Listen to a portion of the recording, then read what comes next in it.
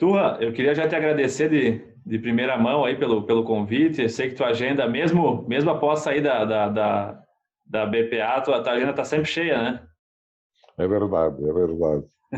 Não, eu acredito e até eu te agradeço muito porque aqui no Suinocast a gente sempre gosta de conversar, pegar um pouco de informação do entrevistado, mas também uma forma de agradecimento, né? Porque esse quadro que a gente criou aqui no Suinocast, o Suinocast já tem 9 anos, a gente lançou o primeiro episódio em 2012, focado basicamente para o público da suinocultura nacional. A gente aborda desde temas técnicos até temas de mercado, temas como esse que é o seu episódio, o episódio Personas, onde a gente homenageia figuras importantes do agronegócio, da suinocultura brasileira. E a pauta dessa entrevista é a gente conhecer um pouco mais o teu legado, Turra. Por isso eu já te agradeço muito por estar aqui conosco. Bem, olha, primeiro te agradeço também pelo convite, te dizer que sempre é muito oportuno e bom a gente falar sobre os temas que a gente conhece e que envolveram as pessoas durante tanto tempo e que oportunizam emprego, renda para milhares de brasileiros, milhões de brasileiros. Então, para mim, gratificante foi ter tido uma passagem de quase 13 anos na BPA, e, aliás, mais de 13 anos na BPA, e exatamente lá, dois setores, os mais importantes, e também ovos importantíssimos, aves e suínos. A gente, depois que uniu a Associação Brasileira de Produtores e Indústria de Suínos, a BIPEX, nós passamos a trabalhar com suínos e aves e formamos a BPA, uma entidade hoje reconhecida no mundo inteiro.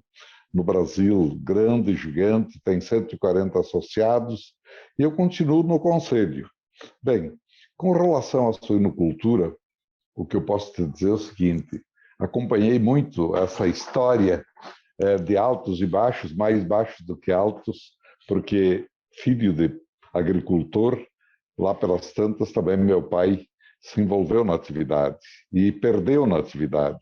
Não teve êxito exatamente porque a suinocultura ela era muito dependente, incipiente e vinha dos piores conceitos.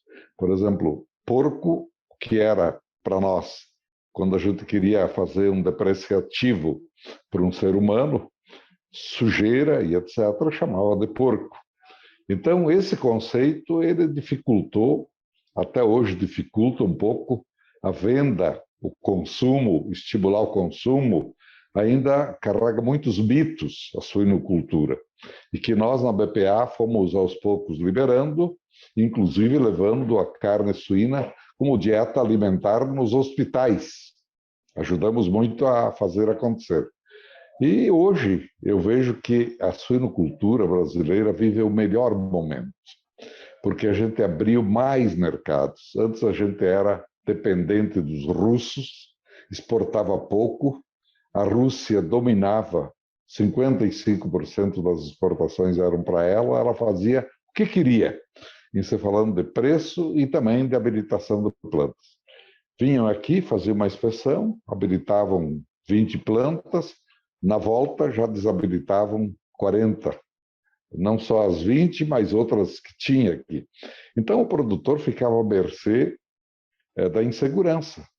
Aí você via que sobrava, às vezes, muita carne suína nos supermercados, preço vil, custos altos, produtor não ganhando nada, e a maioria dos suinocultores independentes. Ao contrário, hoje, a maioria dos suinocultores também serão integrados, como são os avicultores, e deu certo por isso. Por exemplo, agora, há uma carência absoluta de milho, preço elevadíssimo e tudo. Se o produtor fosse independente, o custo é para ele carregar, descobrir onde tem milho. E se ele for integrado, a empresa integradora se encarrega de buscar, de providenciar, arca com o custo, tudo bem. A remuneração pode, às vezes, não ser a melhor, mas o risco também de quem carrega essa responsabilidade é muito grande também. De qualquer maneira, veja você que a gente observa aqui uma coisa. O Brasil, até, digamos, 10 anos atrás, tinha uma produção de 2.300.000 toneladas.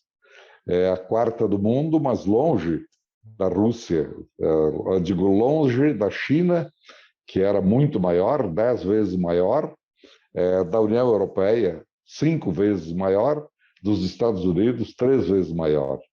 Nós somos, assim, a quarta em produção, o quarto país em produção, porém é bem longe. Mas observa que a gente subiu de 2.200.000, hoje, nesse ano, nós vamos ter aí 4.400.000 toneladas. Dobrou em pouco tempo. E no ano passado, a gente teve um crescimento muito forte na exportação. E a Rússia passou a ser, a China passou a ser o principal destino, levando 51%, mas já num patamar diferente do que acontecia com os russos. Porque lá, além deles, nós temos Hong Kong, Coreia do Sul, Japão, a Ásia toda. Não é um país, é um continente inteiro que está dependendo e precisando da carne suína do Brasil. Então, brevemente, eu queria te dizer essa história. Nós, eu acho que entrando na BPA e abrindo caminhos, abrindo mais mercados, liberamos, ampliamos oportunidades e mudou muito o patamar da suinocultura brasileira, sem nenhuma dúvida. Verdade, verdade. Não, sabe, Turra, que quando eu comecei a dar assistência a campo, a gente se surpreendia com números chegando próximo a 30 leitões desmamados por porca ano, e hoje a gente vê que o cara que desmama 30, ele já está próximo da média, né? Hoje já tem, nos prêmios aí, nas granjas que a gente ouve falar, já tem granjas desmamando aí 36 até 38 alguns casos, e a produção, a evolução é muito grande, e muito isso que tu falou, né? O mercado, ele dita muito essa capacidade de exportação e maiores ganhos, ele dita muito esse potencial de melhora da produção como um todo. E hoje nós estamos falando num momento muito oportuno, porque exatamente agora liberaram Rio Grande do Sul, Paraná e mais 3 outros pequenos estados de vacinar contra a febre aftosa. Há países que eles não queriam simplesmente abrir o mercado para alguns estados brasileiros, a não ser Santa Catarina, exatamente porque a gente vacinava. E o conceito deles, mexicanos, japoneses, coreanos e etc., é o seguinte: quem vacina tem o problema. Quem não tem o problema não precisa vacinar, como nós não vacinamos há 40, 50, 60 anos. E febre aftosa, você sabe que é um estigma. É a imagem do relaxamento. Um dia perguntei assim, mas por que tanta aversão? Suíno não tem problema de carregar a febre aftosa. Aves também. Por que vocês relutam de abrir e comprar de quem teve problema e quem vacina? Simplesmente porque isso é sinal de relaxamento, abandono, descuido. E então, essa mensagem que eu quero passar para todos os criadores, para todos que estão na atividade, que manter sanidade é um negócio essencial. Por exemplo, agora eu estou falando da peste suína africana. Nós tivemos em 1975 e esquecemos de erradicar. Nós erradicamos quando eu era ministro da Agricultura, tanto a febre aftosa, sem vacinação e com vacinação, e também a peste suína africana, que era o mal que graçou lá atrás, mas tinha desaparecido, e nós continuávamos na OIE inscritos como país não livre da febre aftosa e da peste suína clássica e também da africana. E era um mal, é um mal que impede a gente de abrir mercado, e principalmente mercados interessantes. Sem dúvida, sem dúvida. E Turra, uma coisa que eu queria já te perguntar já há bastante tempo. Qual é a cidade que tu nasceu? Marau, Rio Grande do Sul, no interior de Marau. Tu estás em Marau hoje ou não? Não, estou em Porto Alegre. Porto Alegre, perfeito. Eu estou em Nova Prata, então, pertinho aqui de Marau. Você está em Nova Prata. Nasci aqui, estou na casa dos meus pais hoje e inclusive beleza. Passei por Marau faz pouco tempo. Nova Prata é uma bela cidade, vizinha quando candidato, eu sempre fiz muito voto por aí. Sim, sim, eu lembro muito do teu nome, tenho alguns parentes na política também, a gente sempre ouvia falar muito de ti. Turra, eu queria saber, assim, como que surgiu na tua vida, na tua carreira, essa relação com o agronegócio, essa relação com a produção, ou se tu poderia ter optado por uma outra sequência na tua carreira? Quando que isso aconteceu? Bom, o fato de ter nascido no interior já faz com que a gente tenha raízes e conheça muito bem o que é a vida no interior de um pequeno produtor, no meu caso, muitos também são filhos de grandes produtores, de pecuaristas. E a gente não esquece a raiz, isso é um princípio. Então, eu, quando passei, digamos, a minha formação advogado, porque não pude fazer agronomia, mas eu tinha vontade, na época, de fazer agronomia, e depois eu vi que medicina veterinária teria sido também um bom caminho. Porém, eu achei que a advocacia é mais abrangente e realmente não me arrependi de ter feito a advocacia. Eu segui na carreira política, prefeito de Manaus, vice-prefeito de Manaus, deputado estadual 2 vezes, deputado federal, mas depois eu fui para cargos executivos, fui diretor do Banrisul, do BRDE, presidente da Conab e ministro da Agricultura.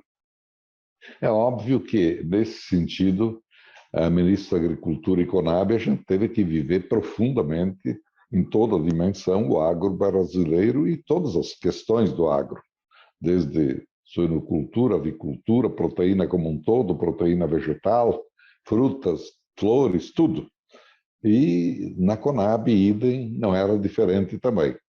Aí, quando eu saí, eu voltei a concorrer a deputado federal, mas recebi um convite para ser presidente da ABEF, que era a Associação Brasileira de Exportadores de Carne de Frango.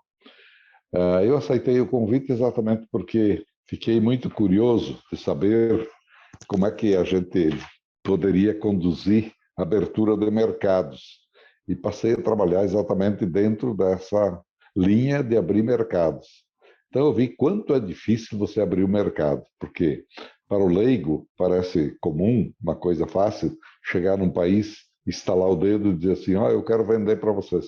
Não, é um trabalho muito profundo, de longo alcance, que envolve oferecer informações, conhecimento para as pessoas depois pegarem e realmente irem examinando internamente se legislação é a mesma, se os cuidados são os mesmos, se o produto é o adequado para entrar no país e tudo.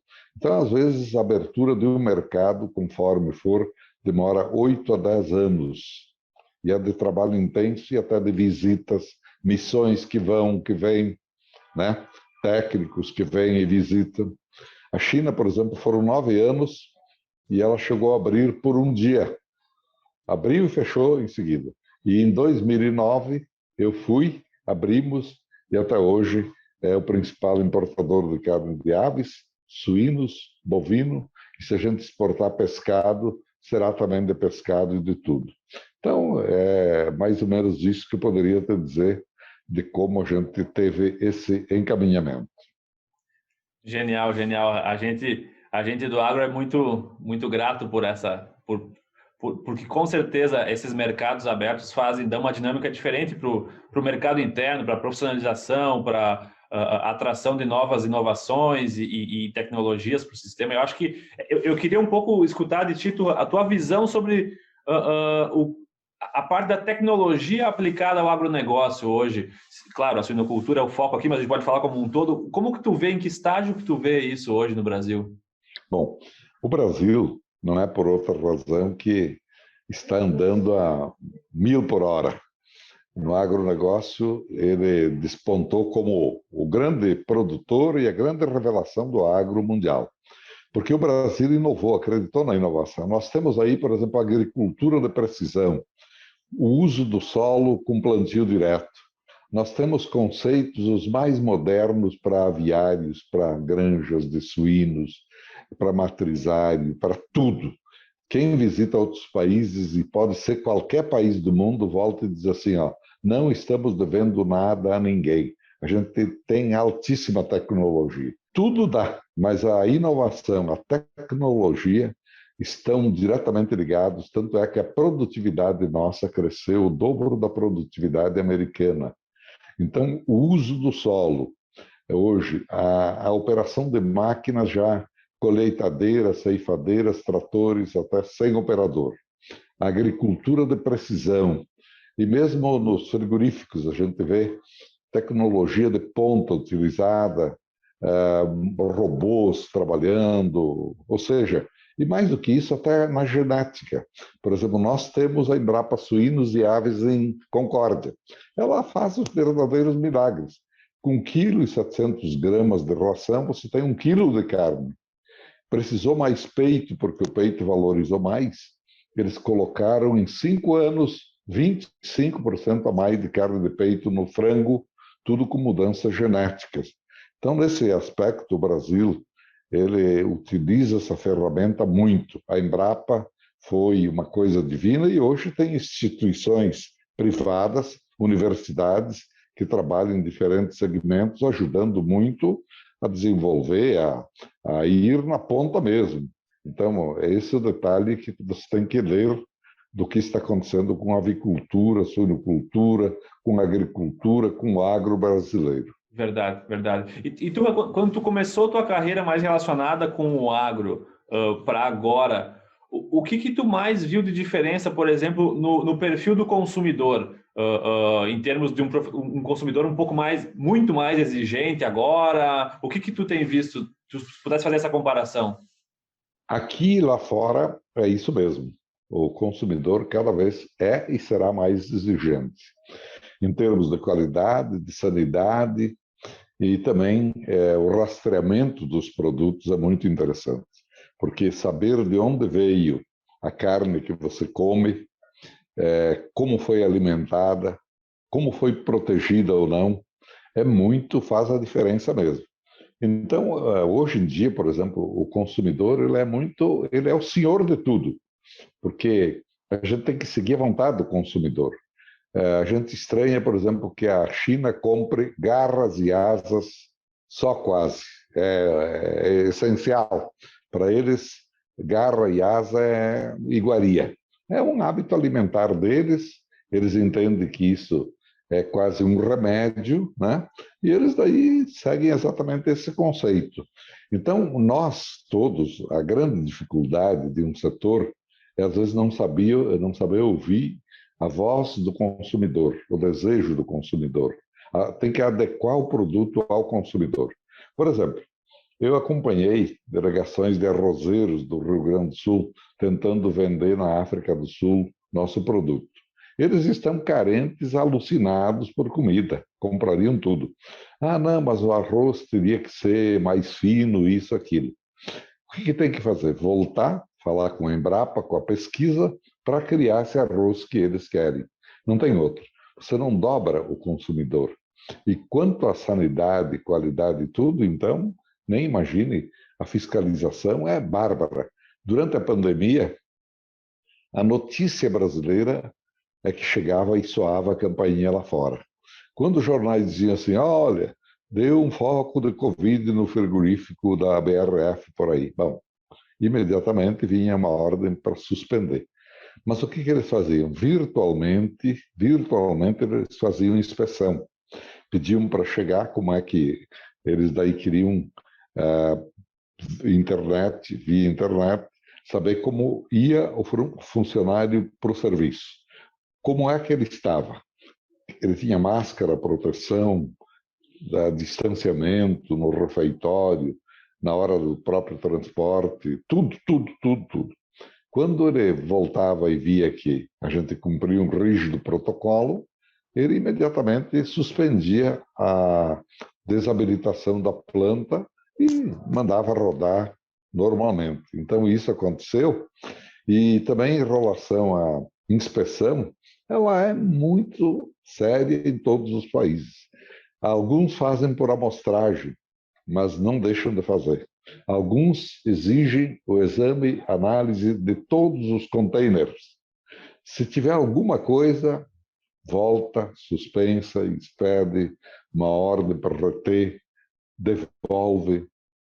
Então, o Brasil ele se cuidou tanto que ele, imagine para uma empresa o custo de você ter um container embargado no porto, tendo que alugar um lugar para deixar, refrigeração, o custo da energia, ou pegar e jogar onde? No mar? Não pode.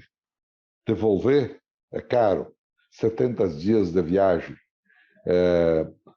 Vender para um outro país, bom, se ele aceitasse o defeito que foi levantado, tudo bem, mas não é comum. Então, o que vale é você cumprir exatamente o rigor do mercado para o qual você negocia. Perfeito, perfeito, sem dúvida, sem dúvida. E não só no agro, né? Em qualquer mercado hoje, a experiência do cliente, do consumidor, vai fidelizar ou não esse cliente, vai fazer com que ele compre mais, com que ele espalhe a informação de que é um produto confiável, gostoso, de qualidade, né? Claro, claro. Assim como, se não for, ele espalha também que ele Exatamente. não é e é ruim. Por exemplo, houve um tempo em que a gente começou a exportar farelo de soja. E alguns, na ânsia de ganhar, misturaram com areia, mas foi só uma vez, porque depois, jamais daquela região você pôde exportar 1 quilo de farelo de soja, porque ficou marcado na paleta. Não tem. O mercado internacional ele é muito responsável e exige muita seriedade para você. E é um jogo pesado, um jogo que exige confiabilidade, exige cuidado, cumprimento rígido dos contratos, entregar tarde e tudo. Por isso que a gente às vezes se vê louco aqui quando a autoridade brasileira te cria um entrave e dificulta a greve dos caminhoneiros. A greve dos caminhoneiros quase desbalançou vários mercados, porque o fluxo tem que ser aquele. Eu compro do Brasil 100 mil toneladas, mas eu tenho destino para 100 mil toneladas cronometrado. Chega no porto, já descarrega, vai para tal consumidor. E se não chegar, aí o país perde muito a confiabilidade. Daí porque o estrago feito durante a greve dos caminhoneiros foi imenso. Para voltar, pedir desculpa, mandar informações, notícias, atestados e tudo. Então é bem difícil. Sim, sim.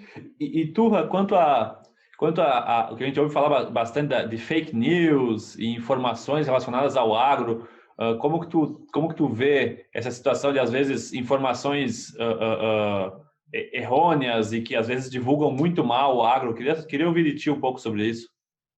Esse tema foi alvo de operações até da Polícia Federal e da Interpol, porque muita gente foi cobrada por vendas que não fez, muita gente foi enganada, há notícias falsas. Lá pelas tantas, eu próprio, como presidente da BPA, mandaram como se eu fosse diretor de um frigorífico no Brasil, fazendo um pedido. Então a gente leva para a Polícia Federal, eles têm um belo sistema junto com a Interpol e eles coíbem dentro do que possa.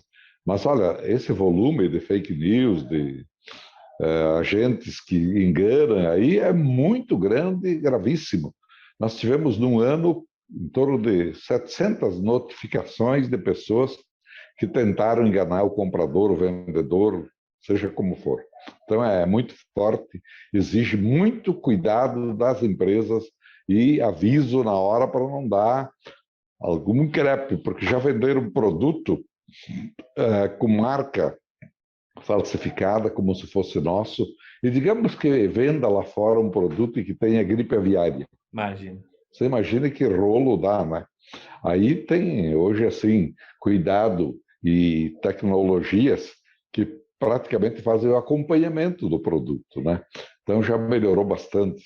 Mas, olha, continua sempre um perigo, como é perigo hoje para nós, dentro desse novo clima de uma vida muito virtual que a gente tem, relação virtual. Sim, a gente hoje tem muita informação nossa em qualquer lugar, né? Se a gente digitar o nosso nome no Google hoje, a gente percebe informações nossas que a gente nem lembrava que tinha em sites, em qualquer que seja a rede, né? É realmente uma preocupação. Eu acho que cada vez mais a gente, utilizando a tecnologia para o bem, né, a rastreabilidade tem muito a nos defender nesse processo. Sim, sim, sim, sim. Turra, me conta assim, eu queria entender um pouco mais da tua vida fora do trabalho, tua vida pessoal. O que que tu faz no fim de semana? Quais são teus hobbies? Ah, não, eu sempre tive assim, como eu fiquei muito fora na política e a vida do político é muito dura no sentido de ter que deixar a família para visitar as bases, etc. e tudo, e depois também na BPA, 12 anos em São Paulo, no Ministério e na Câmara Federal e na Conab, mais 8 anos em Brasília, é muito, muito tempo. Então, eu chego nos fins de semana, costumo passar absolutamente com a família, com filhos, com netos, que eu tenho 7 netos, 4 filhos, e passo muito com eles e eu gosto muito de passear. Eu estou trabalhando em Porto Alegre, nesse escritório onde estou agora, mas, por exemplo, eu vou muito para Manaus e agora tenho um pouco mais de liberdade para a praia. Quando eu deixei a BPA, eu passei, digamos, a dar consultoria. Eu faço algumas lives assim, ainda em função de ser presidente do conselho da BPA, e assumi também a presidência do conselho de administração da BS Bios. Mas isso envolve pouco, é uma reunião a cada mês, então não há muito o que fazer. Mas aqui o dia a dia é intenso porque a gente é muito procurado, principalmente para lives, para encontros virtuais, e a BPA ela é muito, muito envolvente mesmo. Não deixei de fazer o que eu sempre fiz para coibir alguns problemas, para ajudar a resolver, para melhorar, enfim, essa é a Sim. nossa caminhada. E gosta de praia, então, Turra? Gosto também bastante, todos os anos, já há muito tempo a gente tem o hábito de ir, passar, mas esporte, por exemplo, bom, eu gosto muito hoje de fazer caminhadas aqui, onde eu estou, todos os dias caminho, exercito, e esporte deixei de praticar, mas gostava muito de tênis, lá atrás futebol, e agora já, isso praticamente em função dos avanços da idade também, vai sendo menos. Assisto noticiários bastante, agora até não é recomendável, não recomendo a ninguém, porque é muito estressante, né? E não gosto de novela, gosto de informação. Gosto de ter informação, por isso é que eu estou muito ligado aos noticiários, principalmente qualquer programa de informação, de notícia, de cultura, é meu programa também predileto. Domingo gosto muito de estar aí na frente do Globo Rural, porque o agro sempre é a paixão da gente e é muito interessante a gente estar em contato com imagens que vêm de todo o Brasil. Claro. Não, genial, genial. E tu, se tu tivesse que dar um conselho para pro jovem que está saindo talvez da universidade, que vai trabalhar no agro, alguma coisa que tu gostaria que tivessem te falado no início da tua carreira, que conselho tu daria? Bom, uma vez, quando eu era estudante, ou mesmo depois, quando você quisesse colocar um rótulo negativo para uma pessoa, você dizia, esse é um colono. E hoje, o produtor é um cara que tem orgulho da sua atividade. Então, o meu conselho, não tenha nenhum receio de olhar as oportunidades que o campo está oferecendo, principalmente depois que você usa a tecnologia no campo, a informação no campo. Você tem lá o que há de mais avançado de tecnologia para até auxiliar ferramentas tão importantes quanto na cidade. Então, eu acho que dentro disso, dentro desse conceito, é o conselho que eu dou. Aproveite que é lá onde está o dinheiro, é lá onde está a oportunidade de realização do ser humano. Perfeito, perfeito. Tu acha que a tecnologia ela tende a ajudar bastante nessa questão de segurar as próximas gerações no campo? Sem dúvida nenhuma. Você não vai deixar um campo despovoado, você não vai deixar um campo desabitado. Daí a valorização do campo. Eu recordo e sempre falo, meu pai vendeu 25 hectares por um corcel. Hoje os 25 hectares daria para comprar 30 corcel. equivalente. Então, quer dizer, houve um avanço gigante e hoje é preciosidade você ter um pedaço de terra para ir, para morar, para plantar, para produzir. Sem dúvida, sem dúvida. Tem um tema que ele é um pouco polêmico, mas eu queria escutar a tua opinião, porque eu já escutei a opinião de bastante gente sobre o desmatamento no Brasil. Quando a gente fala um pouco, escuta bastante notícia, seja o desmatamento como um todo ou essa questão de abrir terras aí para cada vez produzir mais e não ter a reserva legal. Eu queria saber a tua visão sobre isso. Não, em primeiro lugar, o Brasil tem a melhor legislação ambiental do mundo. Você sabe que na reserva amazônica você não pode ter uma área além de 20% para plantio e o resto é conservação. É de lei e é da nossa lei e dependendo das regiões, no mínimo 30% de reserva legal e tudo. Então, o Brasil é um país que detém 27% da floresta nativa do mundo. É uma dádiva de Deus. A Europa ela tem menos de 1%. Os outros continentes também, muito pouco, quase nada. Aqui, eles nos impingem a imagem de que somos agressores do meio ambiente, mas nós somos preservadores como ninguém. O Brasil, ele tinha lá atrás 11% das reservas nativas do planeta. Hoje tem 27% porque os outros foram destruindo e o Brasil segurou. Eu não aconselho ninguém a derrubar uma só árvore para ampliar a sua lavoura. Nem deve, nem precisa. Você tem que trabalhar com produtividade, ganho em produtividade, tecnologia e inovação. Dentro desse conceito é que você tem que avançar. Você não pode agredir o meio ambiente. Você tem que preservar o meio ambiente. Esse tema é tão delicado que, no futuro, o país agressor do meio ambiente será um país fora. Ele não venderá para ninguém, será um país isolado. E dentro disso é que nós temos que saber. Mas o Brasil tem aí uma reserva legal fantástica. Nós temos também, em relação a reservas hídricas, o mundo. A gente tem as maiores reservas hídricas do planeta. E nós temos, assim, um meio ambiente muito preservado. Falta para nós é comunicar melhor. O Brasil descuidou. Pegou fogo o Pantanal, até dizerem que era uma época de estiagem, e que a natureza iria se recompor. Lá hoje está tudo verde. Ninguém falou nada, ninguém fez questão de dizer, e é só metendo pau em quem metia o pau no Brasil. Mas não é esse o jeito. O jeito é se explicar, o jeito é mostrar. E o nosso setor foi bem porque fez isso e faz isso sempre. Perfeito, perfeito. Excelente, Turra.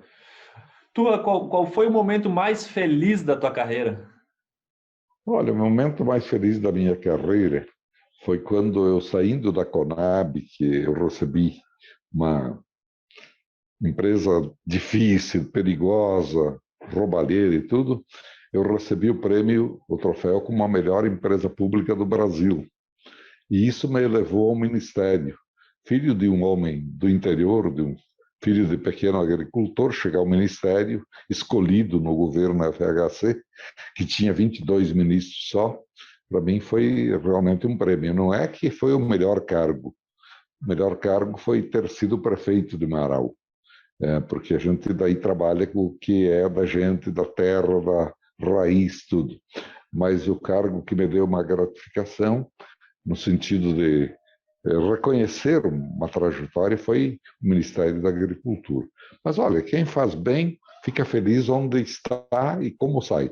Eu saí da BPA, para mim foi uma maravilha ouvir 5 governadores, a ministra da Agricultura, presente no dia que eu saí e prestando uma homenagem a tudo que se fez pelo Brasil. Hoje mesmo, esse fato da liberação da febre aftosa tem muito a ver comigo, porque eu fui o ministro que foi lá liberar em Paris. Então, eu acho que essas coisas, Jamil, são muito gratificantes e impagáveis.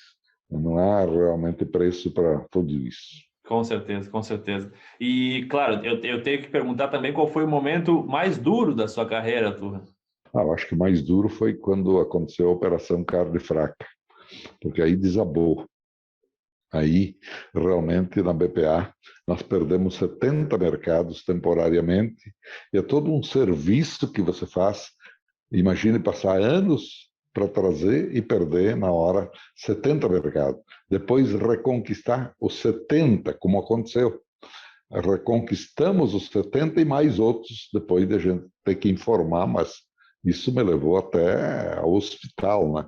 Eu tive problema de saúde exatamente porque isso somatiza muito, isso é uma coisa que abala a estrutura de qualquer ser humano. Sem dúvida, consigo imaginar, mas não queria estar na sua pele nesse momento, Duarte. Creio que, com certeza, acho que o reconquistar dos mercados foi algo que veio Sim. a aliviar um pouco essa situação, né? Eu tenho mais uma pergunta para a gente finalizar. Eu queria saber se uma habilidade que o profissional do futuro tem que ter. Olha, em primeiro lugar, para ter habilidade, você tem que ter conhecimento do que você faz.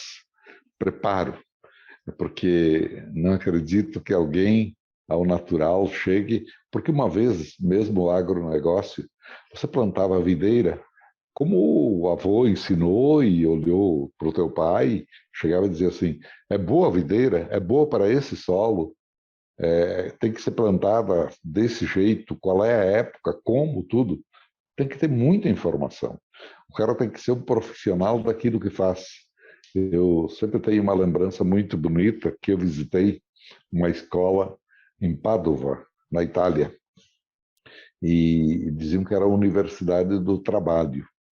E aí eu entrei e vi todos jovens com 12, 13, 14, 15 anos, nenhum com 15, 20, e pensei assim, mas como é que os caras entram na universidade tão cedo? Mas aí eu fui ver que era uma universidade do trabalho treinando as pessoas para uma gama de atividades as mais diferentes. Por exemplo, colocador de parquet, de gesso, de fios de energia elétrica, fabricante de móveis, plantador de uva, de maçã, de figo, de tudo, como fazer uma geleia, como envasar uma geleia e tudo. Isso tem um significado profundo.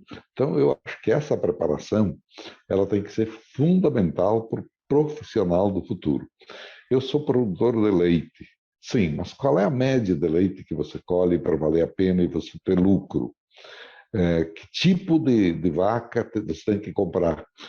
A hora da ordenha, a alimentação, detalhes que são muitos e que você precisa conhecer. E você vê que hoje, para todas as coisas, já está vendo essa exigência.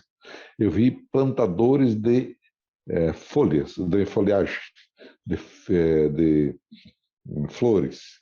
Eles também treinados, habilitados pacienciosamente, a semente, a muda, o replantio. É um negócio impressionante. Daí não tem como você errar. Não tem como, porque você está dentro do rumo certo, você está fazendo aquilo que efetivamente te leva a resultado melhor. Esse é o conceito que eu acho que todo mundo tem que perseguir. Perfeito. Doutor Francisco Turra, muito obrigado pela tua presença aqui no Suinocast. Realmente foi um prazer conversar contigo hoje. Um abraço, Jamil, boa sorte para vocês e que tudo vá bem e que nossa mensagem possa chegar a muita gente que depende de exatamente seguir esses conceitos. Nota 10. Excelente, Turra. Tudo de bom. Um abraço. Um abraço também, bom fim de semana.